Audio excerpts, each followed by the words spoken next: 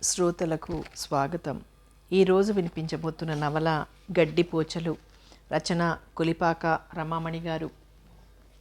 Hyderabad puri express ఒక గంట మాత్రం ఆలస్యంగా వచ్చి వాల్తేరు స్టేషన్లో ఆగింది.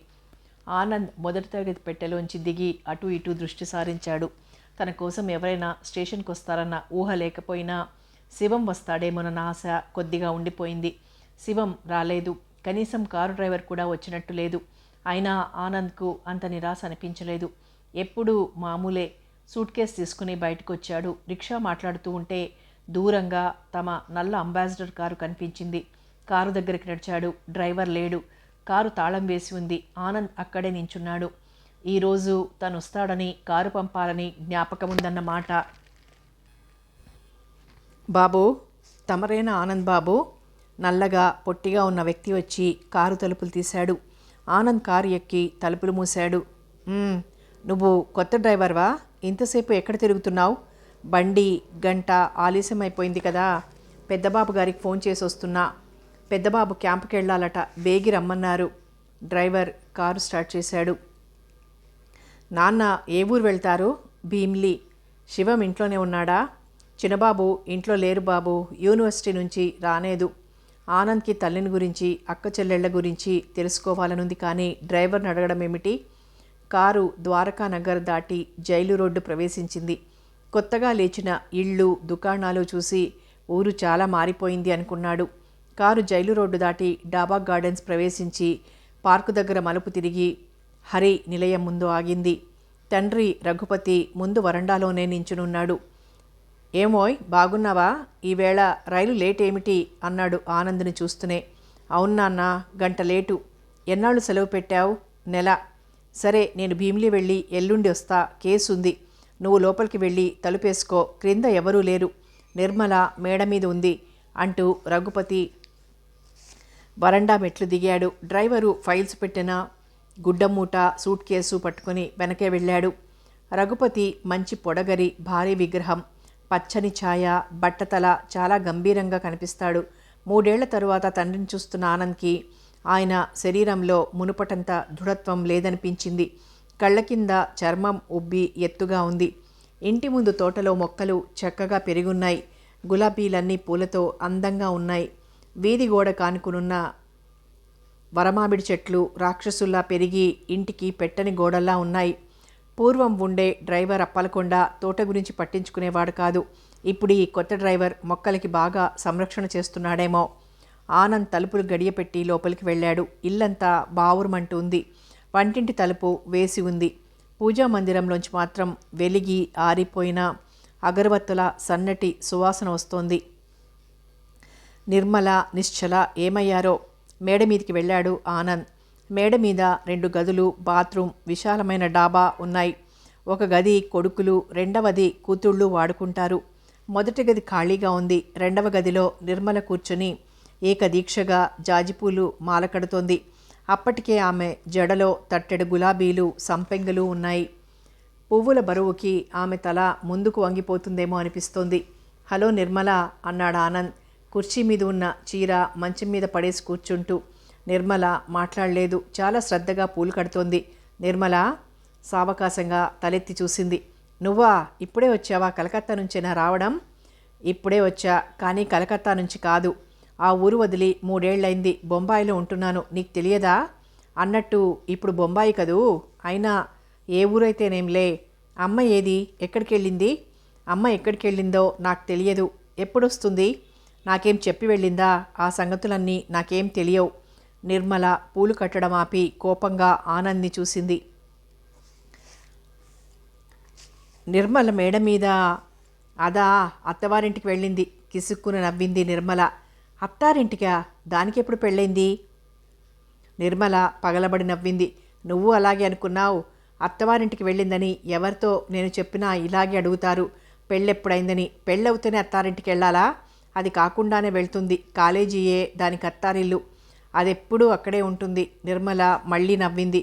ముందుకు వంగుతూ లేస్తూ నోటి మీద చేత్తో కొట్టుకుంటూ నవ్వింది. ఆనంద్కి ఆశ్చర్యంగా ఉంది. ఇప్పుడు నవ్వవలసిన అవసరం, అందులోనూ అలా పగలబడి నవ్వవలసిన పనేమిటో అర్థం కాలేదు. అక్క నవ్వు తగ్గేదాకా ఆగాడు. శివమేడి? అబ్బాయా, ఇంట్లో అందరూ ఎప్పుడెప్పుడు ఎక్కడెక్కడికి వెళ్తారో ఎప్పుడు తిరిగి వస్తారో నాతో చెప్పి వెళ్ళరు. నాకు తెలియదు, నన్నేం అడక్కు. విసుగ్గా జాజిపూల మాల తీసుకుని లేచింది నిర్మల. నిలువుటద్దం ముందుకు వెళ్ళి మాల జడలో తురుముకుంది. ఇంకా ఎన్ని పూలు పెడతావు? జడ ఊడి రాగలదు అన్నాడు ఆనంద్. అతనికి అన్ని పూలు కుప్పగా ఆమె జడలో చూస్తుంటే జుగుప్స కలిగింది. తెలుగు సినిమాలో హీరోయిన్లు కూడా అన్ని పూలు పెట్టుకోరు. బాగులేవా? బాగులేవు. ఏదో ఒక రకం పూలు పెట్టుకోవాలి, మరి అన్ని పూలా? నాకు ఇలాగే బాగుంటుంది. పూలు అద్దంలో చూసుకుంటూ అంది నిర్మల. జడ ముందుకు వేసుకుని చూసుకుంది. తరువాత నుదుటి మీద జుత్తు ముందుకు లాక్కుని వేళ్లతో తిప్పి రింగులుగా చుట్టి వదిలిపెట్టింది. కట్టుకున్న నైలాన్ చీర సర్దుకుంది. పైట ఒంటిపొర వేసుకుని చూసుకుంది. ఆమె ప్రవర్తన చూస్తే ఆనంద్కి చాలా ఆశ్చర్యం వేసింది. వింతగా ఉంది, అసహ్యంగా, ఏదో చీప్గా ఉంది. హలో బ్రదర్ అంటూ శివం గాలి దుమారంలా గదిలోకి దూసుకొచ్చాడు. ఆనంద్ తమ్ముడి చెయ్యి ఆప్యాయంగా తన చేతిలోకి తీసుకుని నొక్కాడు. ఏమిటోయ్ అంత దీక్షగా రీసెర్చ్ చేస్తున్నావా? నేను వస్తున్నానని ఈరోజైనా ఇంటి పట్టున ఉండకూడదు? నిష్ఠూరంగా అన్నాడు. రారా, మన రూమ్కి పోయి మాట్లాడుకుందాం. శివం అన్న చెయ్యి పట్టుకుని లేవదీశాడు. నిర్మల ఇంకా అద్దం ముందే ఉంది. నేను స్టేషన్కి ఫోన్ చేశానురా. మీ రైలు గంటన్నర లేట్ అన్నారు. తీరా స్టేషన్కి వెళ్ళేసరికి ఎక్స్ప్రెస్ రావడం వెళ్ళడం కూడా జరిగింది. శివం ప్యాంటు షర్టు మార్చుకుని లుంగీ కట్టుకున్నాడు. శివం, మన వంటావిడ వెంకటమ్మ గారు మానేసిందా? వెంకటమ్మ మానేయడమా? ఆవిడ తర్వాత ఈ 3 ఏళ్లలో 6 మంది చేరి మానేశారు. అయితే కాఫీ నీళ్లు దొరికే మార్గం ఏమిటి? నిర్మల ఏమైనా పెట్టిస్తుందా? ఆవిడెందుకోయ్ కాఫీ పెట్టమంటే కరవగలదు. నేను మొదటి రకం కాఫీ కల్పిస్తా, నువ్వు బట్టలు మార్చుకురా. శివం మరో మాటకు అవకాశం ఇవ్వకుండా చకచక మేడమెట్లు దిగిపోయాడు. శివం మాటలలో నడకలో కనిపించే చురుకుదనం చూసి వీడేం మారలేదు అనుకున్నాడు ఆనంద్. రఘుపతికి 2 కొడుకులు 2 కూతుళ్ళు. అందరిలోకి పెద్దది నిర్మల. తరువాత కొడుకులిద్దరు, ఆఖరి పిల్ల నిశ్చల. ఆనంద్ నిర్మల తండ్రిలా ఒడ్డు పొడుగ్గా ఉంటారు. శివం నిశ్చల తల్లిలా పీలగా కొంచెం పొట్టిగా ఉంటారు. ఆనంద్ వంటింట్లోకి వెళ్ళేసరికి శివం లుంగి మడిచి ఎత్తి కట్టి గ్యాస్ స్టవ్ మీద పాలు కాస్తున్నాడు. మన చేతి కాఫీ అమృతంలా ఉంటుంది, రారా అంటూ 2 కప్పులతో కాఫీ కలిపి టేబుల్ మీద పెట్టాడు. చాలా బాగుందిరా. శివం, ఇంత చక్కగా చేయడం ఎలా నేర్చుకున్నావు? పెర్కులేటర్ కాఫీ. తన గొప్పేం లేదన్నట్లు నవ్వాడు శివం. అమ్మ ఎక్కడికి వెళ్ళిందిరా? ఎక్కడికి ఏమిటి, ఆవిడ సంగతి మామూలేగా. మళ్ళీ ఎప్పుడొస్తుంది? వానరాకడా ప్రాణం పోకడా తెలియవన్నారు పెద్దలు. అమ్మ కూడా ఇంతే. ఆవిడ వెళ్ళి 4 నెలలై ఉంటుంది. మరెప్పుడొస్తుందో? మీకు వంట భోజనం వీలున్నప్పుడు ఇంట్లో పని గుంట మాణిక్యం సాయం చేస్తుంది, లేకపోతే అందరం చేసుకుంటాం. ఈవేళ గుంట ఫ్రెంచ్ లీవ్ తీసుకుంది. ఇంట్లో వీల్లేకపోతే హోటల్స్ ఉన్నాయి కదా, ఎప్పుడు ఏది తినాలనిపిస్తే వాళ్ళు దాన్ని డ్రైవర్ చేతో పనిపిల్ల చేతో తెప్పించుకుంటారు. అయితే ఇంట్లో పరిస్థితి ఏమీ మారలేదన్నమాట. ఆనంద్ నిట్టూర్చాడు. ఎందుకు మారలేదోయ్, చాలా మార్పులే ఉన్నాయి. శివం పెర్కులేటర్లోంచి ఇంకొంచెం డికాక్షన్ తన కప్పులోకి వంచుకుంటూ నవ్వాడు. నీకొంచెం కాఫీ కావాలా? కావాలి. శివం అన్న కప్పులో కూడా డికాషన్ పాలు పోశాడు. ఆనంద్ పంచదార తీసుకుని చెంచాతో కలుపుకుంటూ, నాన్న ఆరోగ్యం ఎలా ఉంది శివం అన్నాడు. ఆయన ఆరోగ్యం అంత బాగాలేదనే అనుకోవాలి. ఆయన పైకేం చెప్పడు. పైగా ఈ మధ్య కొంచెం తాగుడు ఎక్కువైంది. ఆయన మనసులో ఏముంటుందో భగవంతుడికే తెలియాలి. పని కూడా బాగా తగ్గించేసుకుంటున్నారు. కేసులన్నీ చాలా మటుకు జూనియర్స్కే అప్పజెప్పేశారు. 2 గుమాస్తాలలో ఒకరిని నారాయణ గారిని టైపిస్ట్ని లాయర్ నరసింహం గారి దగ్గరికి పంపించేశారు. ఏం, నాన్నకి రిటైర్ అయి విశ్రాంతి తీసుకోవాలనుకుంటున్నారా? అలాగే ఉంది చూస్తే. నీకు ఇక్కడే ఉద్యోగం వేయించాలని కూడా నాన్న చాలా ప్రయత్నం చేస్తున్నారు. ఫర్టిలైజర్స్లో ఎవరో తెలిసిన వాళ్ళు ఉన్నారట. నీకు రాసే ఉంటారు. అవును, రాశారు. అది సరే, ఈ నిర్మల్ ఏమిటి అలా మాట్లాడుతోంది? దాని ప్రవర్తన కొత్తగా ఉంది అడిగాడు ఆనంద్. నువ్వింకా అప్పుడే ఏం చూసావు? చాలా వింత ప్రవర్తన. అంటే ఆ విషయం సావకాశంగా తర్వాత మాట్లాడుకుందాంలే అన్నాడు శివం కప్పు కింద పెట్టి లేస్తూ. నిశ్చల ఎక్కడికి వెళ్ళింది? అదో పుస్తకాల పురుగు కింద తయారైంది. లైబ్రరీకి వెళ్ళింది. ఎప్పుడొస్తుంది? వస్తుందిలే, ఇల్లు జ్ఞాపకం రాగానే వస్తుంది. పద, మనం అలా ఒకసారి ఊళ్ళో తిరిగొద్దాం. శివం లేచి ఒక కప్పులో కాఫీ కలిపి మేడ మీదకి తీసుకువెళ్ళి నిర్మలకి ఇచ్చొచ్చాడు. అన్నదమ్ములిద్దరూ బట్టలు వేసుకుని బయటకొచ్చారు. శివం వీధి తలుపు తాళం వేసి పక్కింట్లో ఇచ్చొచ్చాడు. అదేమిట్రా, ఇంట్లో నిర్మల ఉంది కదా, తలుపు తాళం ఎందుకు వేశావు? అది ఇంట్లో ఉన్నా లేకపోయినా ఒకటే, అన్ని విషయాలు తెలుస్తాయిలే. ఆనంద్ తమ్ముడి వైపు ప్రశ్నార్థకంగా చూశాడు. రాత్రి అన్నదమ్ములిద్దరూ హోటల్లో భోజనం చేసి ఇల్లు చేరేసరికి చాలా రాత్రైంది. నిశ్చల వచ్చి తలుపు తీసింది. తెల్ల చీర, తెల్ల జాకెట్టు, నుదుట చిన్న బొట్టు, గాంభీర్యం రూపుదాల్చినట్లుంది. కంగ్రాట్స్ నిశ్చల, లెక్చరర్ అయ్యావట? ఆనంద్ చెల్లెల్ని ప్రేమగా పలకరించాడు. థ్యాంక్స్, నువ్వు కొంచెం లావెక్కినట్టున్నావే. నువ్వు శివం చిక్కిపోతూ ఉంటే నేను నిర్మల లావెక్కుతున్నాం. నిర్మల బాగా లావైంది. ఎందుకు లావు కాదోయ్, అడ్డమైనవి తెగ తింటుంది అన్నాడు శివం సోఫాలో కూర్చుని పేపర్ తిరిగేస్తూ. నిశ్చల, కొంచెం మంచినీళ్ళు తెచ్చిపెడతావా? ఆనంద్ తమ్ముడి పక్కనే చేరబడ్డాడు. నిశ్చల వెళ్ళి 2 గ్లాసులతో మంచినీళ్లు తెచ్చి ఎదురుగా కూర్చుంది. ఏమిటి మీ కాలేజీ విశేషాలు? ఉద్యోగం ఎలా ఉంది? ఉద్యోగం బాగానే ఉంది. కాలేజీ విశేషాలు ఏమున్నాయి? అన్ని కాలేజీలలాగే. ఎంఏలో నీ ర్యాంక్ ఎంత? ర్యాంక్ ఏమిటోయ్, అమ్మాయికి ఫస్ట్ క్లాస్ వస్తే? శివం అన్నాడు పేపర్లోంచి తలెత్తకుండానే. నిజం, నాకెవరూ ఏ సంగతి రాయరు. నాన్న నెలకోసారి 4 ముక్కలు కార్డులో గెలికేయడం తప్ప. ఆనంద్ విసుక్కున్నాడు. ఇందులో పెద్ద రాసేదేముందిలే, పెదవి విరిచింది నిర్మల. అదేమిటే అలా అంటావు? మా చెల్లెలు యూనివర్సిటీ ఫస్ట్ అంటే మాకెంత గర్వం. ఏం రీసెర్చ్లో చేరదలుచుకోలేదా? ఉద్యోగంలో చేరిపోయావు. రీసెర్చి నాకు ఇష్టం లేదు. ఆవిడదంతా వైరాగ్యంలే ఆనంద్, పైకి వెళ్ళి పడుకో, చాలా రాత్రైంది అన్నాడు శివం ఆవలిస్తూ. నువ్వు రావా? కింద ఎవరూ లేరుగా, నేనిక్కడే హాల్లో సోఫా మీద పడుకుంటా. నిశ్చల, ఆనంద్ మాట్లాడుకుంటూ మేడ మీదకి వెళ్ళి పడుకున్నారు. మర్నాడు ఆనంద్ లేచేసరికి ఎండ బాగా పైకొచ్చేసింది. బాత్రూంలో ముఖం కడుక్కొని క్రిందికి వెళ్ళాడు. వంటింట్లో నిశ్చల కూరలు తరుగుతోంది. మనిషి ఇక్కడ ఉన్నా మనసు ఎక్కడో ఉన్నట్టుంది. ఉదయమే తలారా స్నానం చేసినట్టుంది. తడి జుత్తు, నుదుట విభూది బొట్టు, తెల్ల చీర. ఆమె కళ్ళు దీర్ఘాలోచనని సూచిస్తున్నాయి. నిర్మల వంట చేస్తోంది. ఇంత పెందరాళ్లే వంటలు మొదలుపెట్టారేమిటి అన్నాడు ఆనంద్ డైనింగ్ టేబుల్ ముందు కుర్చీలో కూర్చుంటూ. లేకపోతే వంట కావద్దా అంది నిర్మల. కాఫీ కప్పులో పోసి తీసుకో అంది క్రింద పెడుతూ.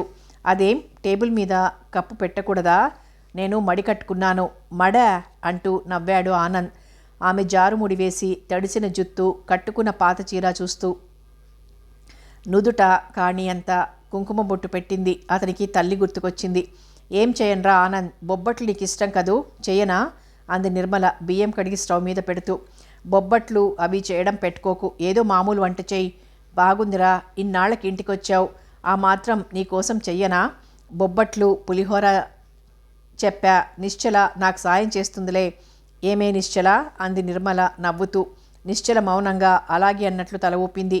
మీ ఇష్టం అంటూ ఆనంద్ బయటకొచ్చాడు. నిర్మల ఆప్యాయంగా మాట్లాడగానే అతని మనసు అదోలా అయిపోయింది. పూజ గది తెరుచుంది. అగరవత్తల వాసన ఇల్లంతా వ్యాపిస్తోంది.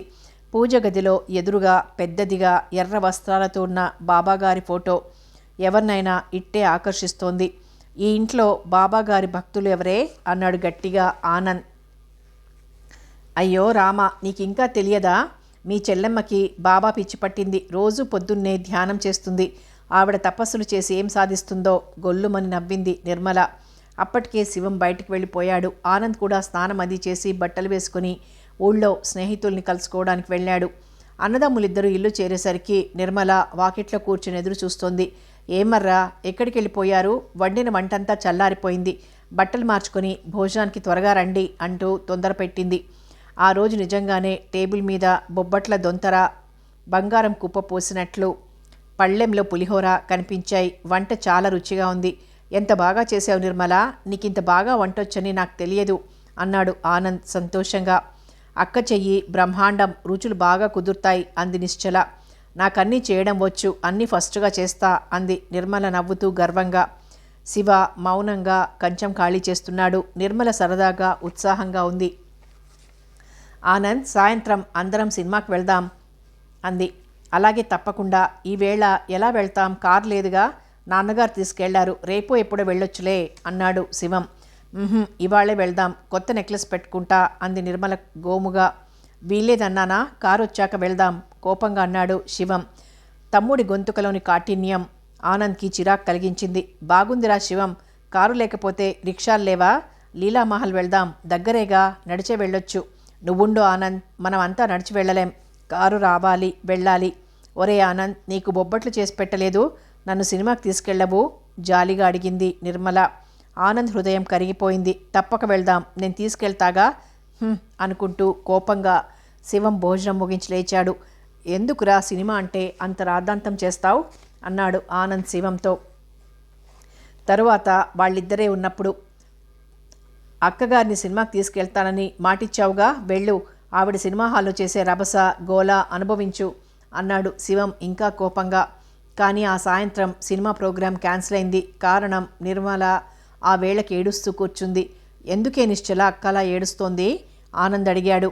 తన ప్లాస్టిక్ పూలు కనిపించలేదు. ప్లాస్టిక్ పూలా? ఎర్రటివి కొనుక్కుంది, అవి ఎక్కడ పోయాయో. ప్లాస్టిక్ పూల కోసం ఏడవడం ఏమిటే, బజార్లో అంతకంటే మంచి పూలు గంపెడు కొనుక్కోవచ్చు. అక్క వినదు, రోజంతా ఏడుస్తూనే ఉంటుంది. అయితే ఈవేళ సినిమా లేనట్టేనా? అంతే అంది నిశ్చల ముభావంగా పుస్తకం పట్టుకొని గది బయటికి నడుస్తూ.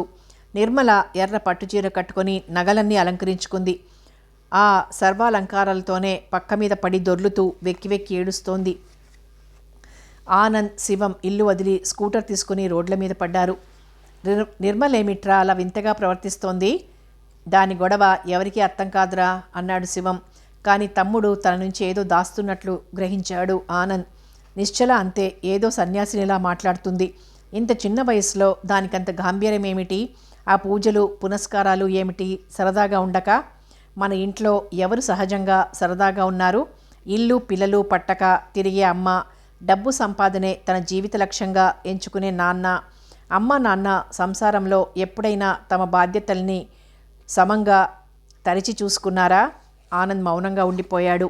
సరే, ఆ గొడవలన్నీ ఇప్పుడు ఎందుకులే, పద, నా ఫ్రెండ్ లక్ష్మణ్ని పరిచయం చేస్తా, కొంతసేపు వాళ్ళింట్లో సరదాగా గడపొచ్చు అన్నాడు శివం. ఎవరి లక్ష్మణ్? 2 ఏళ్లైంది ఇతనితో నాకు స్నేహం కలిసి. నాకు చాలా దగ్గర వాడైపోయాడు. అంతేకాదు, వాళ్ళింట్లో అందరూ నాకు కావలసిన వాళ్ళనిపిస్తుంది. అతనేం చేస్తాడు? స్టేట్ బ్యాంక్లో పని. ఎంకామ్ పాస్ అయ్యాడు. వాళ్ళ నాన్నగారు వెంకట్రావు గారు సెయింట్ ఆంథోనీలో టీచర్. లక్ష్మణ్ వాళ్ళ ఇల్లు శ్రీనగర్లో ఉంది. ఇల్లు చిన్నది కానీ చుట్టూ పచ్చని చెట్లతో ఆశ్రమంలా ఉంది. గేటు తీసుకుని లోపలికి వెళ్ళగానే ఓ 20 ఏళ్ల అమ్మాయి ట్యూబుతో మొక్కలకు నీళ్లు పోస్తూ కనిపించింది.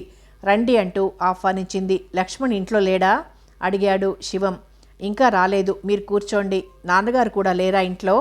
అమ్మ నాన్నగారు నారాయణమూర్తి మాస్టారింటికి వెళ్ళారు, వచ్చేస్తూ ఉంటారు. శివం ఇంట్లోకి వెళ్ళి కుర్చీలు తెచ్చి మొక్కల మధ్య వేశాడు.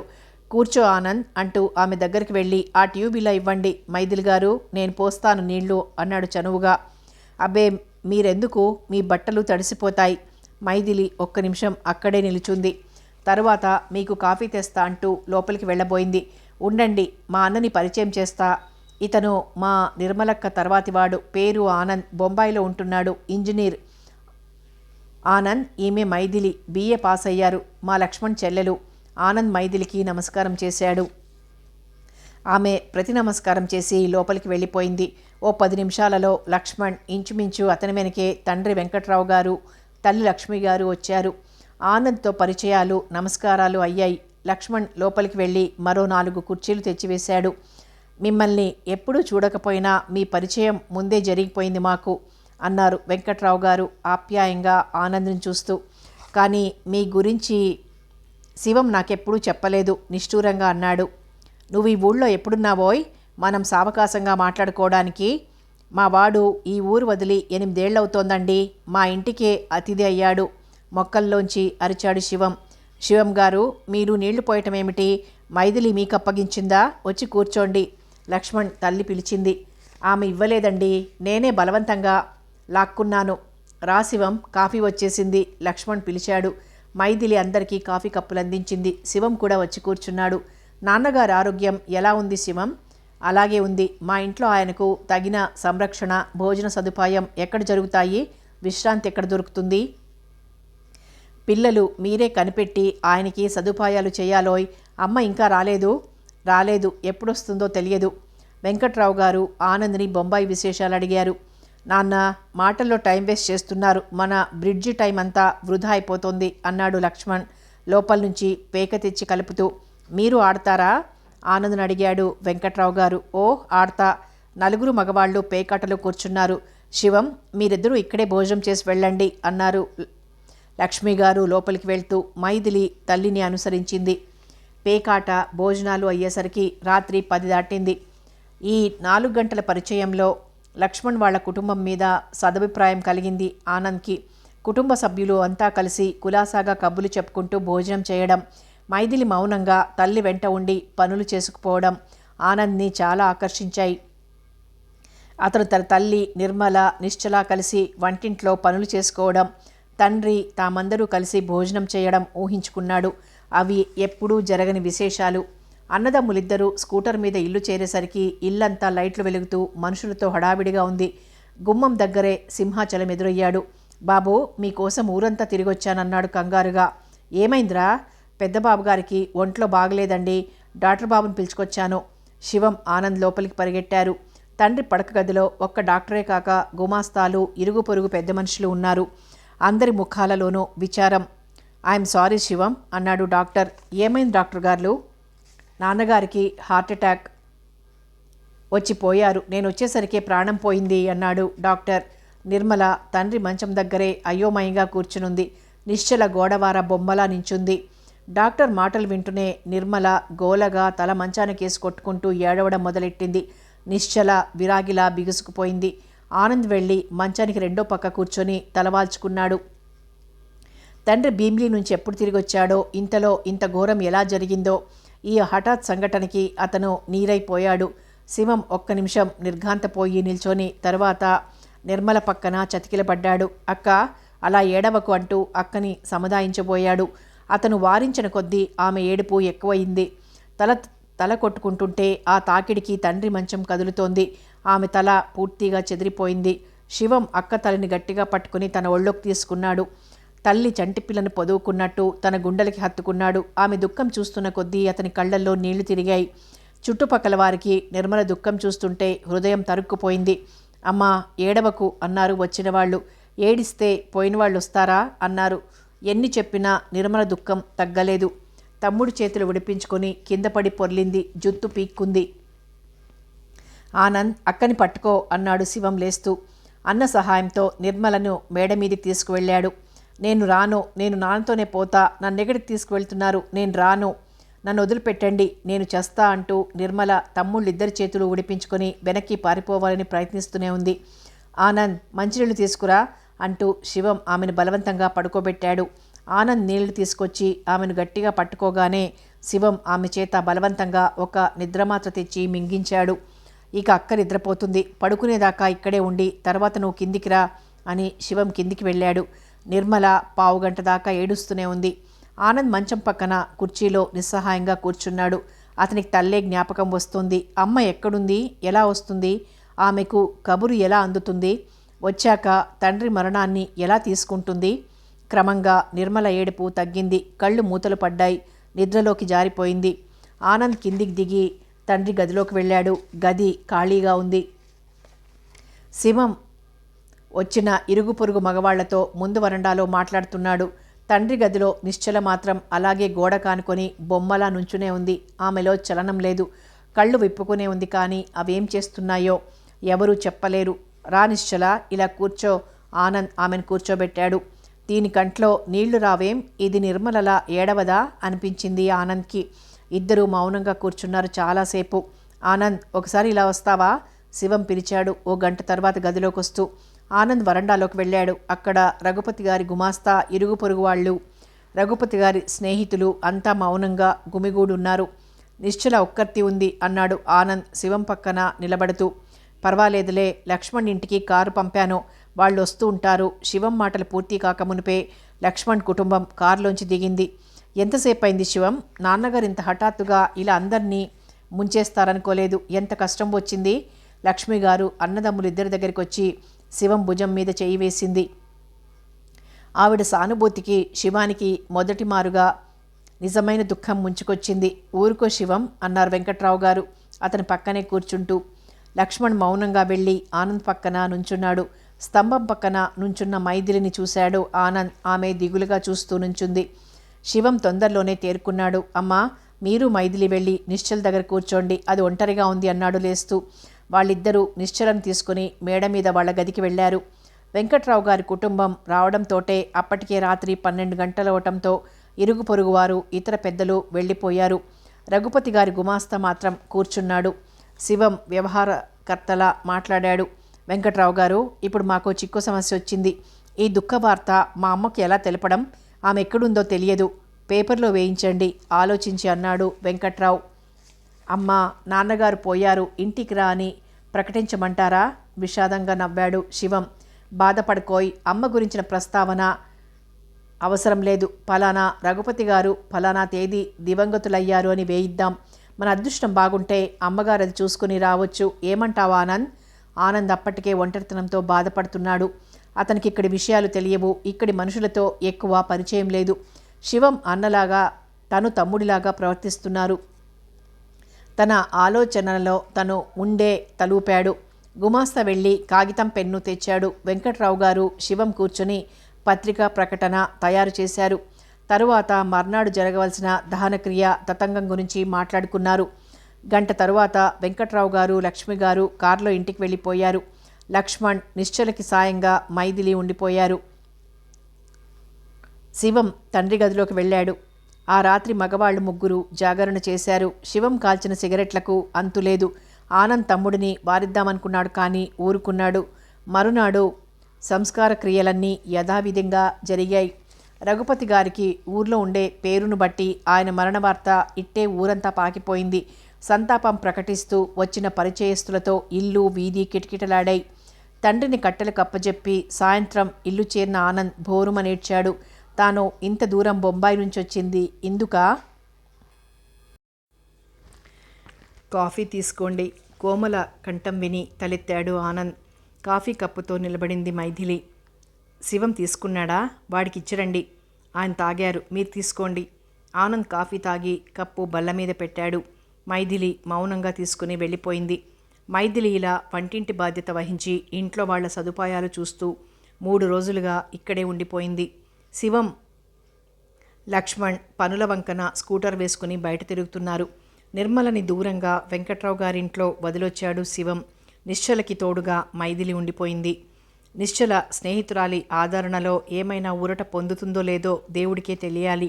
ఆమె ముఖం తండ్రి పోయిన నాడు ఎలా రాయిలా ఉందో ఈరోజు అలాగే ఉంది. కానీ నీడలా మౌనంగా తిరిగే మైథిలి ప్రశాంతమైన ముఖం, ఆమె చూపించే స్నేహం ఆనంద్ మనసుకి చాలా శాంతిని కలిగిస్తున్నాయి. బంధువులు దిగడంతోనే మైథిలి లక్ష్మణ్ వాళ్ళ ఇంటికి వెళ్ళిపోయారు. బంధువులు వచ్చారు, స్నేహితులు వచ్చారు, పరిచయస్తులు వచ్చారు. కానీ అమ్మ రాలేదు. ఆమె రాకకు ఎదురు చూసి నిరాశ చెందాడు ఆనంద్. 10వ రోజు వచ్చింది, ఆమె రాలేదు. అమ్మ రాలేదురా అన్నాడు తమ్ముడితో. నీ పిచ్చి, ఇంకా ఆమె వస్తుందని ఆశపడుతున్నావా అన్నాడు శివం వెంటనే ముఖం తిప్పుకుంటూ. పని నెపంతో అక్కడి నుంచి తప్పుకున్నాడు. తండ్రి పోయి 4 రోజులు దాటుతూ ఉంటే ఇక తల్లి వస్తుందనే ఆశ ఆనంద్ వదులుకున్నాడు. బంధువులందరూ వెళ్ళిపోయారు. నిర్మలని ఇంటికి తీసుకొచ్చారు. తండ్రి పోయిన విచారం ఆమెలో రేఖామాత్రంగానైనా లేదు. హుషారుగా ఉంది. చలాకీగా సరదాగా ఉన్న ఆమెను చూస్తే ఆశ్చర్యం కలిగింది ఆనంద్కి. సాయంత్రం కాగానే నిర్మల చక్కగా అలంకరించుకుంది. డాబా మీద నుంచి వీధిలోకి చూస్తోంది. ఎవరికోసమో ఆత్రంగా ఎదురు చూస్తున్నట్లుంది ఆమె ధోరణి. సాయంత్రం నీరెండ జారి చీకట్లు కమ్ముతున్నాయి. ఆనంద్ లక్ష్మణ్, మన ఇంటికి రాడా అంది నిర్మల అతని గదిలోకి వస్తూ. ఏమో, రాడేమో, రోజు వస్తాడుగా, ఈవేళెందుకు రాలేదు? నువ్వు రమ్మన్లేదా? నేనా? రమ్మన్లేదే. ఎందుకు చెప్పలేదు? ఆమె గొంతుకలో కోపం ధ్వనించింది. ఆనంద్ ఆశ్చర్యంతో లేచి కూర్చున్నాడు. అయినా నువ్వు చెప్తే లక్ష్మణ్ వస్తాడా? శివం ఫ్రెండ్ కదా, శివం చెప్తే రోజు వస్తాడు, కానీ వాడు చెప్పడు. ఎందుకు చెప్పడు? వాడికి నేనంటే కోపం, నన్ను కొడతాడు. శివం నిన్ను కొడతాడా? ఆనంద్ ఆశ్చర్యానికి అంతులేదు.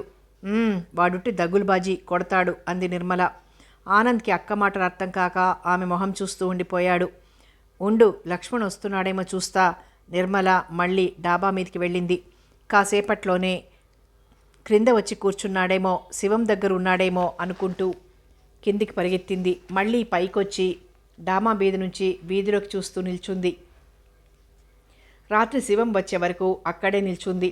తమ్ముడు రాగానే ఆనంద్ సాయంత్రం నుంచి నిర్మల ప్రవర్తన చెప్పాడు.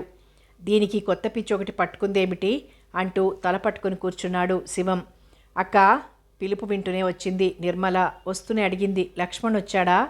రాలేదు, ఈవేళ అర్జెంట్ పనుందట, రేపు వస్తాడట. నువ్వు కిందికి వెళ్ళి అన్నం తిని పడుకో. రేపు నిజంగా వస్తాడా?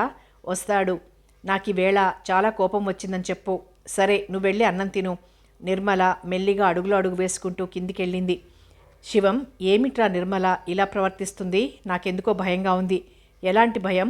దీనికి పిచ్చి పట్టలేదు కదా అని. నువ్వు అనుకున్నది 100% నిజం. దానికి పెళ్లి పిచ్చి. ఏమిట్రా శివం అంత ఘోరంగా మాట్లాడతావు? నిజం ఆనంద్, నేను తమాషాగా మాట్లాడలేదు, సీరియస్గా చెప్తున్నాను.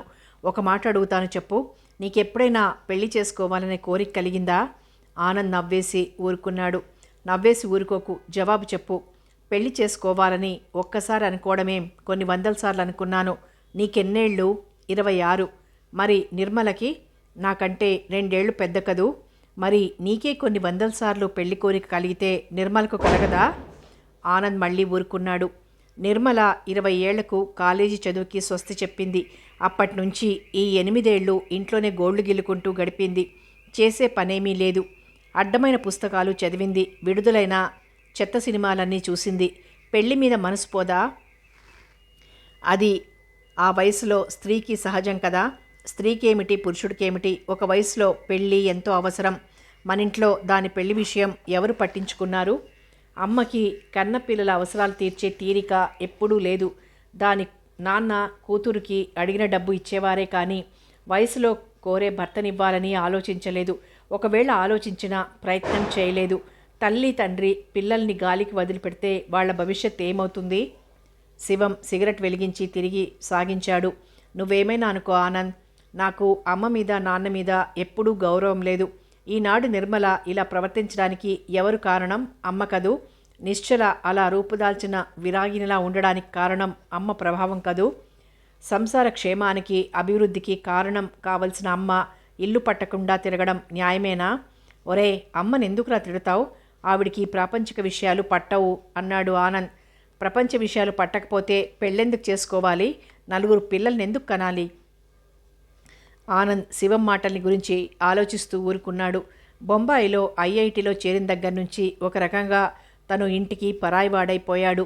సెలవుల్లో అప్పుడప్పుడు వచ్చి చుట్టపు చూపుగా ఇంట్లో గడిపి వెళ్ళిపోతున్నాడు. తన ఆలోచనలు ఎప్పుడూ తన ఉద్యోగం, భవిష్యత్తు, తన చుట్టూ తిరగడమే గాని ఇంట్లో వ్యక్తుల గురించి ఆలోచించలేదు. బాబూ, ఎంత కష్టం వచ్చింది? ఎవరిదో ఏడుపు గొంతు విని తలెత్తి చూశాడు ఆనంద్. శివం ఎదురుగా ఒక నడివయసు స్త్రీ, పక్కనే ఓ 8 ఏళ్ల కుర్రాడు. నేను గుర్తులేనా ఆనంద్ బాబు? మీ ఇంట్లో వంట చేసేదాన్ని, శాంతమ్మని. ఆవిడ కళ్ళల్లో నీళ్లు. ఓ శాంతమ్మగారా, మీరు గుర్తులేకేం, రండి అన్నాడు ఆనంద్. ఆనంద్కి 12 ఏళ్లప్పుడు వాళ్ళమ్మ మొదటిసారి ఇల్లు వదిలి, సంసారాన్ని వదిలి బయటకు వెళ్ళింది. అప్పుడే శాంతమ్మ వంట మనిషిగా వాళ్ళింట్లో ప్రవేశించింది. ఆమె ఉన్న 5-6 ఏళ్ళు ఇంట్లో వాళ్ళకి గృహిణి, అన్నపూర్ణ లేని కొరత కనిపించలేదు. శాంతమ్మ పిల్లల్ని చాలా ఆదరంగా చూసేది. కొసరి కొసరి అన్నం వడ్డించి తినిపించేది. 6 ఏళ్ల నిశ్చలకి ఆమె తల్లిగా మారింది. శాంతమ్మ వంట మనిషి అయినా ఇంట్లో పిల్లలు ఏనాడు ఆమెను అలా చూడలేదు. చాలా గౌరవంగా, అభిమానంగా చూసేవారు. హఠాత్తుగా ఒకనాడు ఆమె పని మానుకుని వెళ్ళిపోతే పిల్లలు చాలా ఆశ్చర్యపోయారు, దిగులు పడ్డారు. ఆనాటికి ఈనాడు తిరిగి ఆమె దర్శనమిచ్చింది. పక్కనే కుర్రాడిని పెట్టుకుని కూర్చుంది. 2 చేతులతో మొహం కప్పుకుని ఏడుస్తోంది. రఘుపతి గారు పోయారని చాలామంది తమ సంతాపాన్ని కుటుంబానికి తెలియచేశారు. కానీ శాంతమ్మలా ఏడ్చిన వాళ్ళెవ్వరూ లేరు. అన్నదమ్ములిద్దరికీ నోట మాట రాలేదు. ఆవిడ ప్రవర్తన కొంత అబ్బురంగా ఉంది. ఊరుకోండి శాంతమ్మగారు అన్నాడు శివం. ఆవిడ ఏడుపు 5 నిమిషాలకు కొద్దిగా తగ్గుముఖం పట్టింది. మీరిప్పుడెక్కడుంటున్నారు? ఆనంద్ ఆవిడ ధోరణి మార్చాలని ప్రశ్నించాడు. అనకాపల్లిలో. ఈ అబ్బాయి ఎవరు? మా అబ్బాయే. తిరిగి అన్నదమ్ములిద్దరూ ఆశ్చర్యపోయారు. వారికి తెలిసినంత మటుకు శాంతమ్మ వితంతువు. ఇప్పుడు ఆవిడ చూడడానికి అలాగే ఉంది. ముఖాన బొట్టు లేదు. బాబు, నిర్మలమ్మ, నిశ్చలమ్మ ఎలా ఉన్నారు? నిశ్చలమ్మ నన్నెప్పుడైనా తలుస్తుందా? అంది శాంతమ్మ. అంతా బాగున్నారు. నిర్మల మేడ మీదుంది. నిశ్చల కాలేజీకి వెళ్ళింది అన్నాడు శివం పొడిగా. నిశ్చల కాలేజీలో పనిచేస్తుందటగా. నేనిక్కడ ఉన్నప్పుడు చిన్నపిల్ల, 6 ఏళ్ల దగ్గర నుంచి పెంచాను. అంత పెద్దదై ఉద్యోగం చేస్తుందంటే నాకెంతో ఇదిగా ఉంది. నిర్మలమ్మకింకా పెళ్లి సంబంధాలు చూడలేదా బాబు? అమ్మగారుంటే చూసేవారు. నాన్నగారు పోయారని తెలిసి అమ్మ రాలేదా? ఉహుం. నేను వెళ్ళి నిర్మలను చూసిరానా బాబు? వద్దు, అక్క కొంట్లో బాగులేదు, నిద్రపోతోంది కంగారుగా అన్నాడు శివం. ఇప్పుడు మీకు భోజన సదుపాయాలు ఎవరు చూస్తున్నారు శివం బాబు? ఎవరూ లేరండి, మేమే అవస్థపడుతున్నాం. అయితే నేను మీ ఇంట్లో ఉండి వండి పెట్టనా బాబు? ఆవిడ మాటలు వింటూనే అన్నదమ్ములిద్దరికీ సంతోషం కలిగింది. శాంతమ్మ బాధ్యత గల మనిషి, ఆదరణతో అన్నం పెట్టగలదు, ఇల్లు చూసుకోగలదు. మీరు మా ఇంట్లో ఉంటానంటే అంతకంటే మాకేం కావాలి? తప్పక ఈ రోజు నుండి ఇక్కడే ఉండిపోండి అన్నాడు ఆనంద్. శాంతమ్మ కాసేపు మౌనంగా కూర్చుంది. తరువాత కొడుకు వైపు తిరిగి, నువ్వు కాసేపు వీధి చివర పార్కు దాకా వెళ్ళి ఆడుకురారా అంది.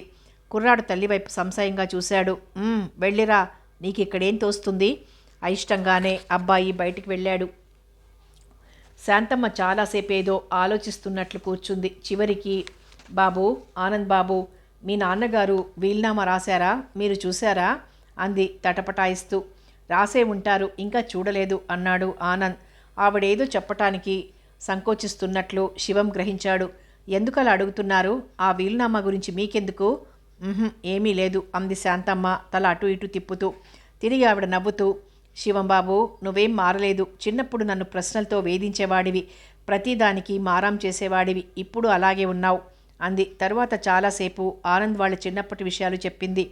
ప్రతి చిన్న విషయం, సంఘటన ఆవిడ పూసగుచ్చినట్లు చెప్తుంటే అన్నదమ్ములు ఆశ్చర్యపోయారు.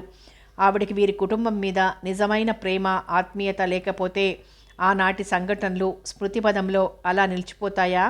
ఆమె వంటింట్లోకి చొరబగా వెళ్ళి అందరికీ కాస్త ఉప్మా కలియబెట్టి కాఫీ చేసిచ్చింది.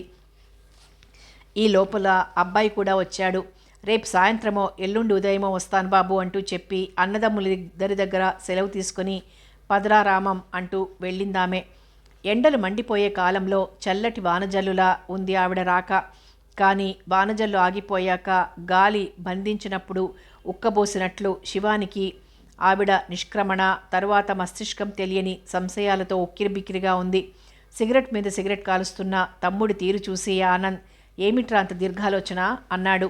ఆనంద్, నాన్నగారు ఏమైనా వీల్నామా రాశారేమో, వెతుకుదాం పదా అన్నాడు శివం లేస్తూ. ఇద్దరూ రఘుపతి గారి పడక గదిలోకి ప్రవేశించారు. ఆ గదిలో 2 బీరువాలున్నాయి. ఒకటి ఆయనది, రెండవది భార్యది. కానీ గదిలో ప్రవేశించగానే అందరినీ ఆకర్షించేది ఎన్లార్జ్ చేసిన ఫ్యామిలీ ఫోటో. శివం తండ్రి బీరువా తెరుస్తూ ఉంటే ఆనంద్ ఫోటో చూస్తున్నాడు. అమ్మ నాన్న మధ్య కూర్చున్నారు. తండ్రి ఎత్తుగా భారీగా ఉంటే తల్లి ఆయన పక్క పీలగా పొట్టిగా ఉంది. నుదుట పెద్ద బొట్టు, బుట్టలా ఉన్న పట్టు చీరే, వంటి నిండా నగలు. ఆమెకు చీరల మీద నగల మీద ఎప్పుడూ మోజులేదు. కానీ భర్త బలవంతం మీద పెట్టుకునేది. ఆమె కళ్ళల్లో ఏదో పవిత్రత, చూపులలో నిరాసక్తత. కుడి చేతి వైపు నిశ్చల భయంగా చూస్తూ కూర్చుంది. పక్కన నిర్మల చాలా చలాకీగా కళ్ళు మెరుస్తూ నోరంతా తెరిచి నవ్వుతోంది. తండ్రికి ఎడమవైపు శివం. శివాన్ని చూడగానే ఆనంద్కి నవ్వొచ్చింది. గట్టిగా నవ్వాడు. ఏమిటోయ్ అంతగా నవ్వుతున్నావు అన్నాడు శివం బీరువా దగ్గర నుంచుని. ఒక్కసారి ఇటొచ్చి ఈ ఫోటోలో నిన్ను చూసుకో. శివం దగ్గరికొచ్చాడు. ఫోటో చూసి తను నవ్వాడు. చూడు, ఆ బుంగమూతి నువ్వు అచ్చు కోతిమొహంలా ఉంది. అవునోయ్, ఆ రోజు నాకెందుకో కోపం వచ్చింది. ఆ మూడ్లోనే వచ్చి కూర్చున్నాను. అయినా నువ్వు మాత్రం బాగున్నావేమిటి? పెదవులు లోపలికి బిగించి చేతులు 2 గట్టిగా ముడుచుకొని కూర్చున్నావు. ఆనంద్ తన ఫోటో చూసి కూడా నవ్వాడు. ఇందులో అందరిలోకి బాగా పడింది నిర్మలే. కారణముందులే, ఆ రోజు నాన్నగారు నిర్మలకి కొత్త పట్టు పరికిణి కుట్టించారు అన్నాడు శివం. ఈ సిస్టర్స్ ఇద్దరికి ఎంత భేదంరా! నిర్మలకు పట్టు చీరలు, నగలు అంటే మోజు. అది అడిగిందే తడువు నాన్నగారు కొనిపెట్టేవారు. ఆయన ఎప్పుడు నిర్మల కోరికలు కాదనలేదు. నిశ్చల ఏది నాన్నను అడిగి కొనిపించుకున్నట్టు నాకు గుర్తులేదు. అది చిన్నప్పటి నుంచి కోరికలు లేకుండానే పెరిగింది అన్నాడు శివం తిరిగి. మనం ఏదన్నా అడిగితే కాదన్నారా నాన్నగారు? నేనెప్పుడూ డబ్బు కావాలని రాసినా వెంటనే పంపేవారు. ఎంత అడిగితే అంత పంపేవారు. ఎప్పుడూ ఎందుకు అని అడగలేదు అన్నాడు ఆనంద్. అదే నాన్నగారిలో పెద్ద తప్పు. మన మీద ఏ విధమైన ఆంక్షలు పెట్టలేదు. మనకొక శిక్షణ లేదు. నేను సిగరెట్లు, మందులు మొదలుపెట్టినప్పుడు ఎందుకురా వెధవ అలవాటు చేసుకుంటావు అనైనా అనలేదు. కోరినంత డబ్బు పంపుతుంటే చదువుతున్న ఏ యువకుడైనా బాగుపడతాడంటావా? అతనికి జీవితంలో డబ్బు విలువ, బాధ్యత తెలుస్తాయంటావా? ఏదో అదృష్టం బాగుండి మనం పక్కదారులు తొక్కలేదు.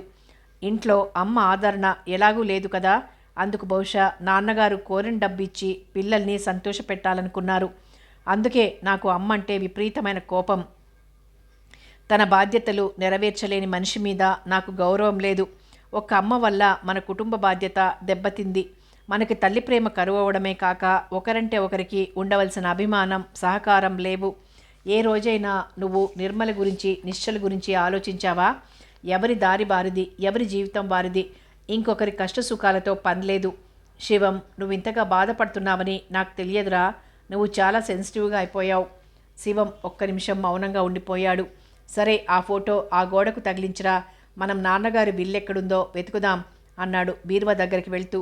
రఘుపతి గారి బీరువా నిండా ఖరీదైన సూట్లు, సిల్కు లాల్చీలు ఉన్నాయి. పైభాగంలో ఒక పక్క సగం ఖాళీ చేసిన Old Smuggler black and white bottles ఉన్నాయి. రెండో వైపు కుటుంబానికి సంబంధించిన కాగితాల ఫైల్ ఉంది. ఆయన పేరు ఉన్న ఇన్సూరెన్స్ పాలసీలు, బ్యాంక్ అకౌంట్ పుస్తకాలు, చెక్ బుక్లు అన్నీ ఉన్నాయి.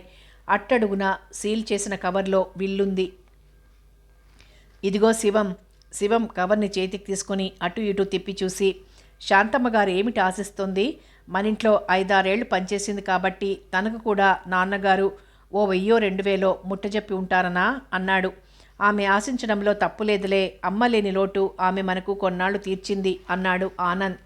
శివం సంకోచిస్తూ నించున్నాడు. తెరిచి చూద్దామంటావా? వద్దులే, నేను లాయర్ సుందరం గారి దగ్గరికి తీసుకెళ్ళి ఆయన ముందు విప్పి చూస్తాను, అదే మంచిది. బాగా చీకటి పడింది. శివం ఇంకా రాలేదు. నిర్మల అలంకరించుకొని డాబా గోడ మీద ఎక్కి కూర్చుంది. ప్రియుడి రాక కోసం చూసే అభిసారికలా ఉంది ఆమె తీరు. అక్కని చూస్తుంటే ఆనంద్కి కోపం ముంచుకొస్తోంది. ఇంట్లోకి ఆమె తీసుకురావడానికి చేసే తన ప్రయత్నాలన్నీ వ్యర్థమని తెలుసు. చుట్టుపక్కల వాళ్ళు చాలా హీన దృష్టితో చూసి నవ్వుకుంటారని, కొంటెకుర్రవాళ్ళు ఈలలు వేస్తారేమోనని అతని భయం. ఇంట్లో కూర్చోవాలంటే ముళ్ళ మీద ఉన్నట్టుంది అతనికి. నిశ్చల కింద పూజ గదిలో ఉంది. ఆమె చేసే పూజలకి, ప్రార్థనలకి అంతున్నట్లు కనిపించదు. ఒక పక్క మిషనరీ కాలేజీలో ఉద్యోగం చేస్తూ ఈ వేదాంతం ఏమిటో. ఆనంద్ కారు తీసుకుని బయలుదేరాడు. ఇలాంటి సమయాలలో ప్రశాంతి ఎక్కడ దొరకగలదో అతనికి ఈ మధ్య తెలిసింది. లక్ష్మణ్ ఇంటి తలుపు తెరిచే ఉంది. డ్రాయింగ్ రూమ్లో మైథిలి రేడియో పక్క కుర్చీలో కూర్చునుంది. చేతిలో రంగు దారాలతో పూలు కుడుతున్న టేబుల్ క్లాత్ ఉంది. నమస్కారం. మైథిలి సంభ్రమంగా లేచి నించుంది. రండి అంది చేతులు జోడిస్తూ. ఆనంద్ గదిలో తమ్ముడిని చూసి ఆశ్చర్యపోయాడు. ముఖం చిట్లించాడు. మైథిలి ఒంటరిగా లేదని తెలియగానే అతనికెందుకో నిరాశ కలిగింది. శివం నిశ్శబ్దంగా కూర్చునున్నాడు. ఆనంద్ అతని పక్కనే కూర్చున్నాడు. ముగ్గురి మధ్య కాసేపు నిశ్శబ్దం నాట్యం చేసింది. మైథిలి లోపలికి వెళ్ళి ఆనంద్ రాక తల్లితో చెప్పొచ్చింది. లక్ష్మిగారు రాగానే శివం లేచి నించున్నాడు. మీరు లేస్తున్నారేమిటి? ఇద్దరూ కలిసి వెళ్ళొచ్చు, కూర్చోండి. లక్ష్మిగారు వారించిపోయారు. లేదండి, నేను వెళ్తా. ఉండరా, నేను వచ్చేస్తా అన్నాడు ఆనంద్. నువ్వు కాసేపు కూర్చో, నేను వెళ్తా. రామకృష్ణ బీచ్ దగ్గరుంటా, రా. శివం బడిబడిగా నడిచి వెళ్ళిపోయాడు. వెంటనే స్కూటర్ స్టార్ట్ చేసిన శబ్దం వినిపించింది. 10 నిమిషాల్లోనే బీచ్లో తనను వచ్చి కలుసుకున్న ఆనంద్ని చూసి, అప్పుడే వచ్చేసావేం అన్నాడు శివం. అక్కడ నాకు తోచలేదు. తమ్ముడి పక్కన ఇసుకలో కూర్చున్నాడు ఆనంద్. రామం మన తమ్ముడు. చాలాసేపటి తర్వాత శివం నిశ్శబ్దాన్ని భంగం చేశాడు. ఆనంద్ ప్రశ్నార్థకంగా చూశాడు. శాంతమ్మ గారికి నాన్న ద్వారా రామం పుట్టాడు. నేను నమ్మలేను. ముఖం చిట్లించాడు ఆనంద్. నాన్న స్పష్టంగా బిల్లులో రాశారు ఆ విషయం. ఆస్తంతా 5 భాగాలు చేసి మనతో పాటు రామానికి కూడా వాటా ఇచ్చారు. అందుకే శాంతమ్మ నిన్న బిల్లు గురించి అడిగింది. ఆమెకు నాన్న ముందుగానే ఈ విషయం చెప్పి ఉంటారు. శాంతమ్మలో ఏమిటి చూసి నాన్న ఆకర్షించబడ్డారు? నల్లగా, లావుగా, పిచ్చిమొహం ఆవిడ అసహించుకున్నాడు ఆనంద్. ఆమె స్త్రీ, పైగా ఆదరించే గుణం ఉంది. ఆప్యాయత చూపుతుంది, అభిమానిస్తుంది. ఇంతకంటే మగవాడికి, అందులో భార్య సౌఖ్యం లేని మగవాడికి ఏం కావాలి? ఆమెతో నాన్నని ఊహించలేను. తెల్లగా, పొడుగ్గా, నాన్న, రుబ్రోలు లాగా నల్లగా ఆమె. నీ స్నేహితులు వికారంగా ఎప్పుడైనా కనిపించాలా ఆనంద్? మనుషుల అందం చూసి మనం స్నేహం చెయ్యం. ఒక వ్యక్తిలో మనకు నచ్చిన గుణాలుంటే సన్నిహితంగా వెళ్తాం. స్నేహితుల్ని చూడగానే మనలో సంతోషం, ఆప్యాయత వెల్లివిరుస్తాయి. స్నేహితుడి ముఖం పిచ్చిగా ఉన్నా, నల్ల రాచిప్పలా ఉన్నా అవి కనిపించవు. అతని ముఖం మీద వెలిగే చిరునవ్వు మన కోసం ఆదరణగా చాపే చేతులే మన దృష్టికి ఆన్తాయి. శాంతమ్మని మనమందరం ప్రేమించాం. నిజానికి అమ్మలో లోపించిన ఆదరణ, ఆప్యాయత శాంతమ్మలో చూసుకున్నాం. నాకు రామం అంటే ఎంతో ఈర్ష్యగా ఉంది. అతనికి ఎల్లవేళలా కనిపెట్టుకుని ఉండే అమ్మ ఉంది. నువ్వు నాన్న మీద కోపం అంటూనే ఆయన ప్రతి పనికి సపోర్ట్ చేస్తావు. 2 గంటల క్రిందట సుందరం గారు విల్లు విప్పి చదివినప్పుడు నేను నీలాగే ఆవేశపడ్డాను. నాన్న విలాసాలకు తక్కువేది, తాగుడు చిద్రించుకున్నా. కానీ ఈ 2 గంటలు ఆలోచనలతో నా అభిప్రాయాలు మారిపోయాయి. నాన్నంటే జాలి వేస్తోంది. ఆనంద్ మాట్లాడలేదు. ఇంకోటి చెప్పనా, రామానికి నాన్నగారి పోలిక చాలా వచ్చింది. పక్కన కూర్చుంటే అచ్చు నీ తమ్ముడిలా ఉంటాడు తిరిగి అన్నాడు శివం. అన్నాడు ఆనంద్ అయిష్టంగా. అతని మనసు బాగులేదు. పద ఇంటికి పోదాం. శివం లేచాడు. ఆనంద్ కారు మీద, శివం స్కూటర్ మీద ఇల్లు చేరారు. మర్నాడు ఉదయమే లేచి ఆనంద్ స్టేషన్కి వెళ్ళొచ్చాడు. రేపు నేను బొంబాయి వెళ్ళిపోతున్నాన్రా, హైదరాబాదుకి రిజర్వేషన్ దొరికింది అన్న మాటలు విని శివం ఆశ్చర్యపోయాడు. నీ సెలవు ఇంకా పొడిగిస్తానన్నావుగా. నాకిక్కడ ఉండాలని లేదు శివం. ఈ ఇంటి పరిస్థితి చూస్తే గాబరాగా ఉంది. ఈ ఇల్లు నీది కాదా? ఇక్కడ పరిస్థితులు చక్కబెట్టవలసిన బాధ్యత నీకు లేదా? నాకు చేత కాదురా. అయినా ఎన్నాళ్ళు ఇక్కడ ఉండగలను? అలా అని తప్పించుకో చూస్తున్నావా ఆనంద్? నిన్ను నువ్వే మోసం చేసుకుంటున్నావు. శివం, నీ మీద భారమంతా మోపి నేను వెళ్ళిపోతున్నాను అన్నాడు ఆనంద్ బాధగా. శివం నిట్టూర్చి ఊరుకున్నాడు. మరుసటి రోజు ఆనంద్ రైలెక్కిన గంటకే శాంతమ్మ కొడుకుని సామాన్లని తీసుకుని వచ్చింది. శివం ఆమెను వీధి గుమ్మంలోనే ఆపేశాడు. ఉండండి శాంతమ్మ గారు అంటూ సింహాచలాన్ని కారు తీసుకురమ్మని ఆమె సామాను లోపల పెట్టించి ఎక్కమన్నాడు. ఎక్కడికి శివం? ముందు మీరు రామం ఎక్కండి. శాంతమ్మ అయిష్టంగానే ఎక్కి కూర్చుంది.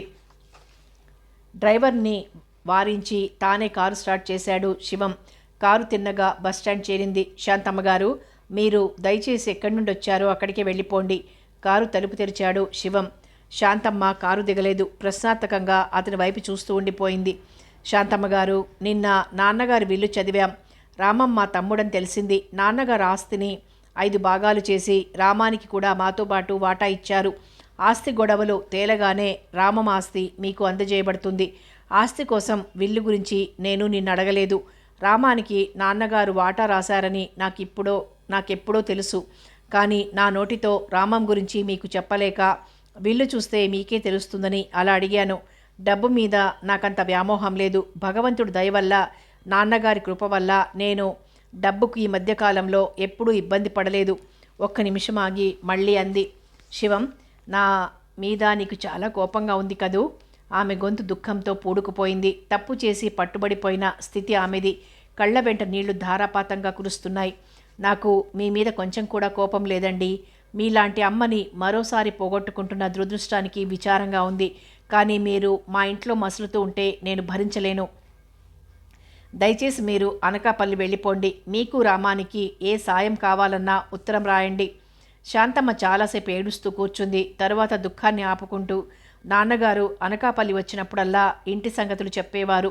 శివం, ఆడపిల్లల భవిష్యత్తు గురించి ఆయన చాలా బెంగ పెట్టుకున్నారు. నా మనసు ఎంతో కొట్టుకునేది. ఇక్కడికొచ్చి మీకింత వండి పెట్టి అమ్మాయిలకు సాయంగా ఉండాలని ఉండేది. కానీ రాలేకపోయేదానిని. మీరు రాకపోవడమే మంచిదైంది. మీరొస్తే మా సమస్యలు ఎక్కువైతాయే గాని తగ్గవు అన్నాడు శివం. ఆమెకింకా ఏమో చెప్పాలనుంది. కానీ పక్కనే కూర్చున్న కొడుకు రామం ముఖం చూసి ఇబ్బందిగా ఊరుకుంది.